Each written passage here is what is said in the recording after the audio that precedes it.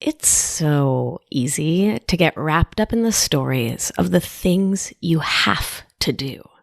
From brushing your teeth or following a specific nutrition plan to meditating or showing up for work. And we can lose sight of our own power and agency to choose to do these things, to potentially even find joy in the fact that you've taken loving care of yourself today. Whatever that may look like, when we're telling a story that starts with, I have to. Today, we're going to take a look at these words, have to versus get to, and how the words we choose to describe our lives and choices affect the way we feel about how we're living. Have you been rolling around in have to stories? Are you feeling burdened by all the things you have to do today? Well, you're not alone. So listen in as I talk about how I shifted away from telling a have-to story, the peace and love and joy I've found in telling get-to stories, and of course, my tips on how to get yourself there. You're listening to Feminist Wellness, the only podcast that combines functional medicine, life coaching, and feminism to teach smart women how to reclaim their power and restore their health. Here's your host, nurse practitioner, functional medicine expert, herbalist, and life coach, Victoria Albina.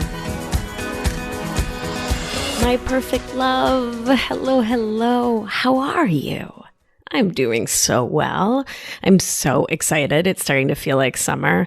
I love the heat, the sun, the barbecue, the days in the park and at the beach. New York City is perfect this time of year. Not quite hot enough to be all like stifling and smelly, not yet humid. Though my curls really do love the humidity. That is a bonus to the humidity for sure. It's perfect out, and I feel it in my little heart every day when I wake up to sunshine. So last week, we talked, you and I, about how suffering is optional. How things happen in life that we may not like my aunt dying. Didn't love that. Your partner leaving you, your boss saying they don't like your work, what have you. And you get to choose to add to your suffering by blaming or shaming yourself or others, telling stories about how you should have done something differently, therefore choosing to send that second arrow of suffering right into your own tender heart. I've obviously been thinking a lot about this, right? About the choices we make in our lives and the words that shape every inch of our experience on this planet. And I have a deep belief that not only is suffering optional, everything is optional. And I think that differentiating between obligatory and optional is so important. So suffering, not suffering, you have a choice there. Finding joy in life, despite the situation or circumstances, you have a choice there. Eating gluten, dairy, sugar, drinking alcohol or coffee, working out, not working out, taking your supplements, your medication, going to work. You have a choice there, my loves, in all the daily activities of life. And when it comes to the stories we tell about our lives, the science backs me up.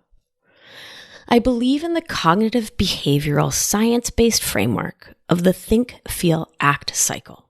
Life happens, we have thoughts about it, and because of our thoughts, we have feelings. We take action based on what we feel, and the results we see or don't see in our lives are based on this cycle, which starts with our thoughts. When we want to change our lives, to take a different action, feel a different way, create a new outcome or result, we get to change the way we think about our lives to make that new action possible. Think the same old thoughts, feel the same old way, take the same old actions, have the same old results. So when I say that everything we choose to do in life is optional, my point is this. If you're looking at the actions you need to take to get new results and you're thinking, I have to work out or eat vegetables or not drink alcohol or forgive myself. I have to not body shame myself. I have to not hold on to resentments. I have to change the way I think if I'm going to feel a new way. See, when you're thinking a negative thought about that choice, that will make you feel upset, frustrated, angry, resentful, and not excited, grateful, optimistic, energized, motivated, and not even the baseline feeling that enables us to take action even when we don't want to, which is feeling neutral about the action we need to take. Not negative or positive, just accepting that doing X will lead to the Y we most desire, to feel our best in our bodies. It's from that accepting place that we can get shit done in our lives versus the negative holding pattern of angry at life or grumpy about a change. It's impossible to take life-affirming action from that place. Negativity breeds negativity. Acceptance creates space for new beginnings. To say it quite clearly, the destination will feel just like the journey. Let's say you're like most people in the Northern Hemisphere. You see summer coming, you think beach, bikini, and you start to feel terrible about yourself. So you starve yourself to lose weight and feel like crap about yourself the whole time you're dropping those 20 lbs, beating yourself up, shaming yourself, etc. It's unlikely you'll feel joy and deliverance when the scale gets to a specific number. You'll likely just find something else to critique yourself about. Versus, if you decide to shift your nutrition and movement choices from a place of self-love and acceptance, and choose to stop buffering with overeating or what have you. And if you take yourself out for a walk every day because you promised yourself you would, and it feels great to learn to trust yourself again, then the journey towards health will feel like a beautiful one. And as these new choices become habits, the destination of being someone who eats in line with their intuition and who moves because it's life-affirming for them to do so will feel like a gift you've given yourself, rather than a burdensome slog towards that perfect beach body story. Each and every time, my love, each and every time, the destination will feel like the journey, and that is our focus today. How to shift the story of the journey with just a few little words to begin to create the space that will allow you to shift your thoughts and feelings so you can take the actions that will get you the results you want in this one precious, short, little human life. And those words are have to. So I see have to as an external pressure, something forced upon us, something we don't own. Get to is an internal motivation based in empowerment and agency. Get to is by you, for you. Your body, your choices. And you get to choose which language works for you, which one serves you. I know I used to say, I have to, all the time with this like, womp womp energy. I'll be with you guys in a minute. I have to meditate. Whatever. I like have to work out. I have to call that friend back. And in doing my daily thought work, I've come to see how much my thoughts in framing my self-care, my thought work, my job work as obligation made it feel like an obligation. Like a have to versus a get to. One of the most powerful shifts I've made in my health and wellness is to choose a new thought about the things I choose to do. And that starts with recognizing that I can make choices in this life, that I get to work out, that I get to eat food that makes me feel amazing, that I get to own my part in an argument or disagreement, and I get to apologize, to make amends, and to release myself from that burden. I get to feel my feelings, from anger to sorrow to joy, to process them through my body and right on out. I get to take care of myself, my family, the folks in my care. And that is a massive privilege, a fact I don't take lightly and recognize may not feel as accessible for everyone based on social location. I want to acknowledge that clearly, and I get how this can feel quite complicated. I don't live in a food desert. I shop at a cooperative grocery store in a fancy little Brooklyn neighborhood. I don't walk around this world in black or brown skin. I can code shift quickly and easily. I speak multiple languages, have educational privilege, on and on. And get to, as I'm proposing it here, is a mindset, even when life feels like a set of have-tos. Only you know whether this is the right framework for you to approach the challenges you face in your life. But it can't hurt to try. For most of the folks I work with in my practice, starting to shift your thinking away from have to get to leads to a sense of freedom and empowerment. Each moment you get to choose whether this idea, this very notion is helpful, and I want to honor that this concept is complex and complicated in terms of putting it into action.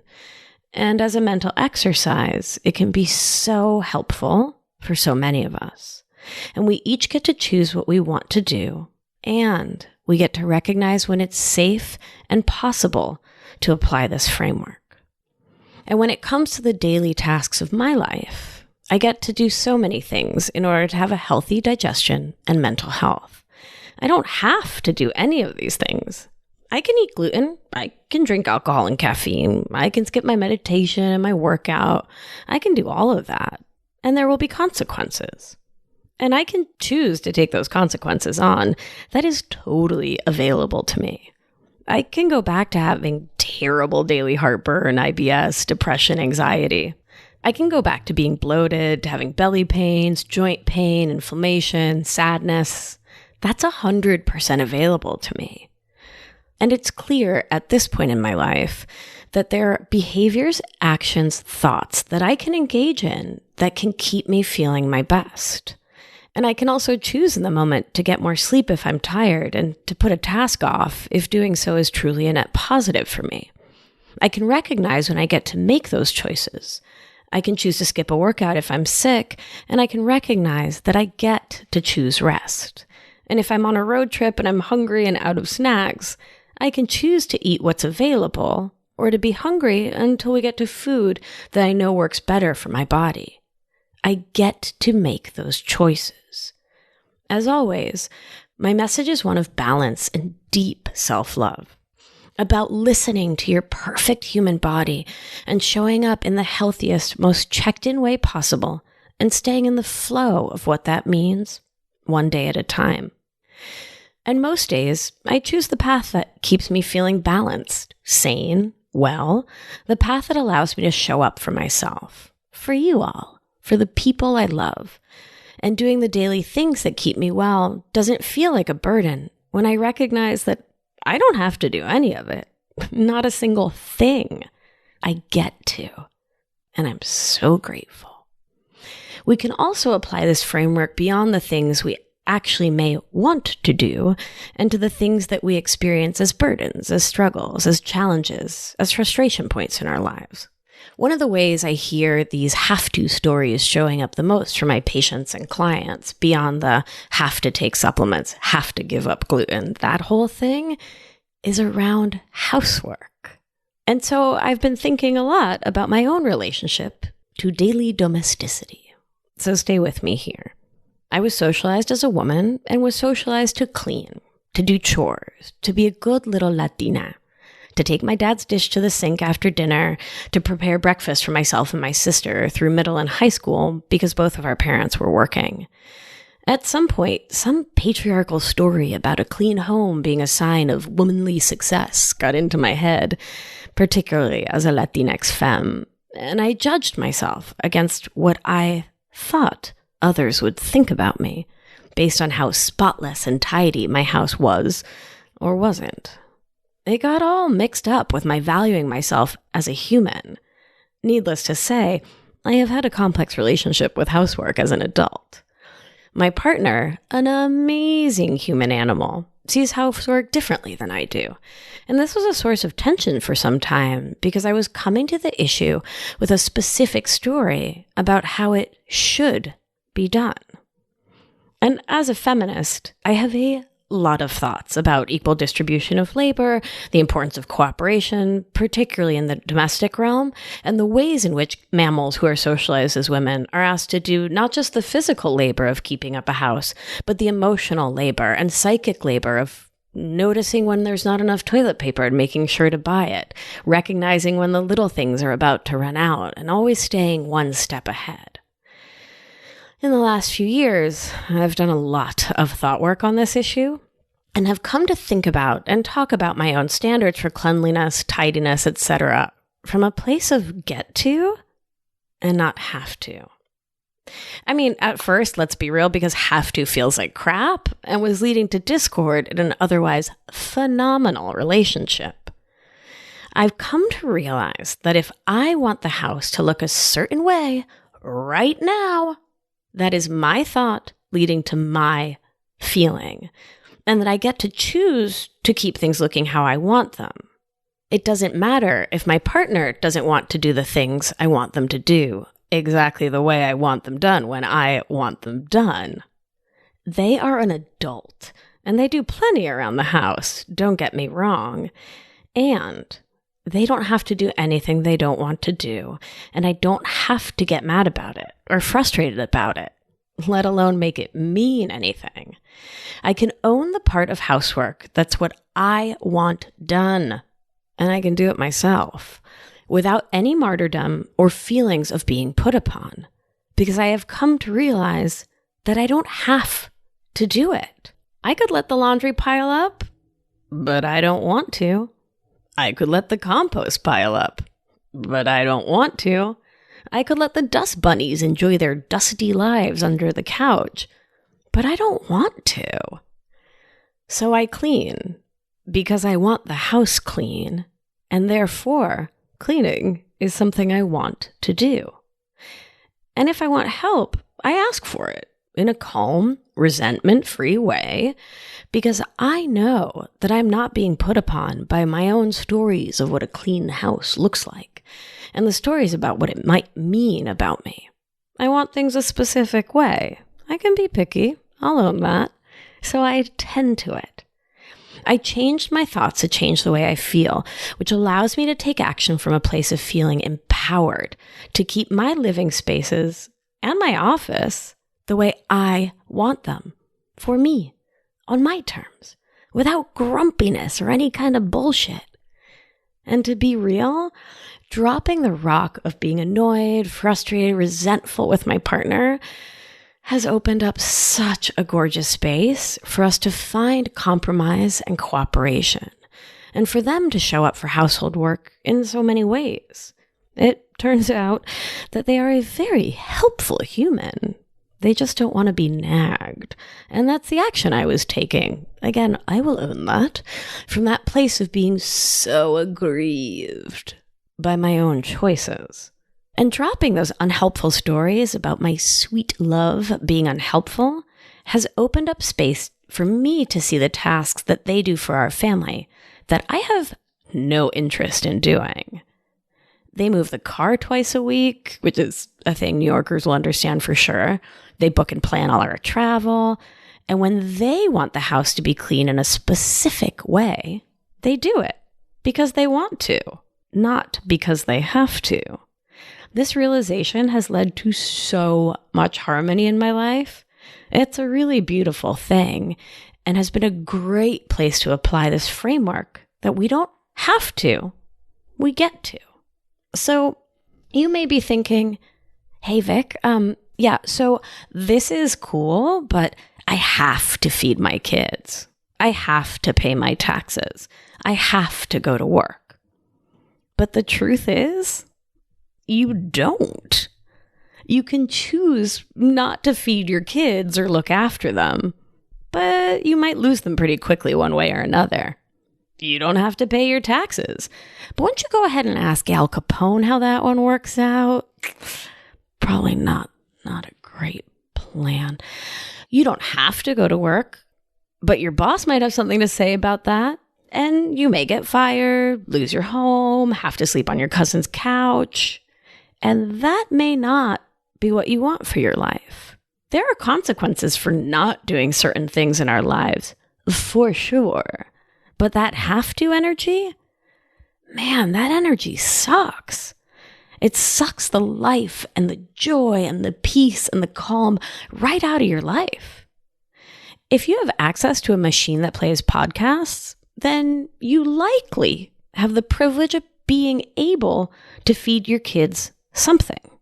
How remarkable. So many people in the world live with food insecurity and literally don't have access to food. If you're being asked to pay taxes, you likely have a job or some kind of income. That's awesome. And if you have a job to go to, man, what a beautiful thing. Even if it's not the job of your dreams, even if you'd like to quit and take on a radically new career. For today, you get to go to work. Right on. We get to pause and go back to the science. Folks who choose to sit in gratitude have reduced levels of circulating cortisol, less stress chemicals in your body, and have less incidence of everything from heart attack to cancer. Gratitude is a beautiful practice, and when you sit in the get to, the gratitude just flows. And while we're talking about health and healing, I hear this have to story from folks in my medical care all the time. Do I have to take all these supplements? Do I have to quit coffee?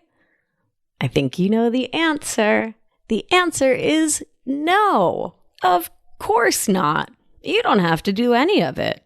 But your tummy might not feel better, and you might still be anxious with all that caffeine in your veins. But you're an adult, and you just don't have to. But you get to if you want to heal. It's that simple. As humans socialized as women, we're told that there are 1,000 things we have to do. Be thin, be pretty, remove the hair that nature puts on our bodies, make children and raise them, not speak up in meetings lest you upset the boss, not rock the boat at home by asking for what you want, not own your sexuality, toe the line, be a good girl. And I want to call BS on all of that. You get to do what you want to do for your own life. No one else gets to write your story.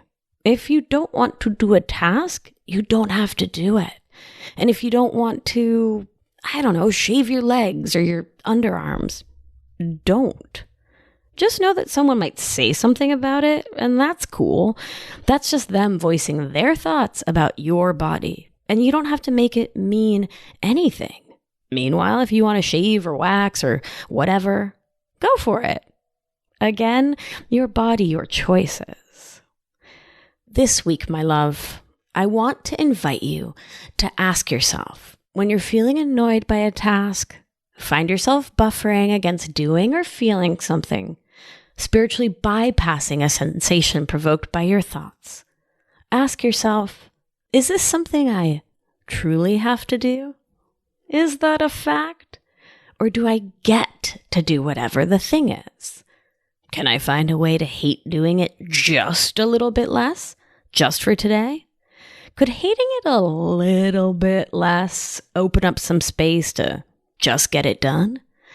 And if you decide that you honestly don't want to clean up someone else's mess, or don't want to do your job, or eat vegetables, or skip the gluten, or whatever it may be, remember that you don't have to.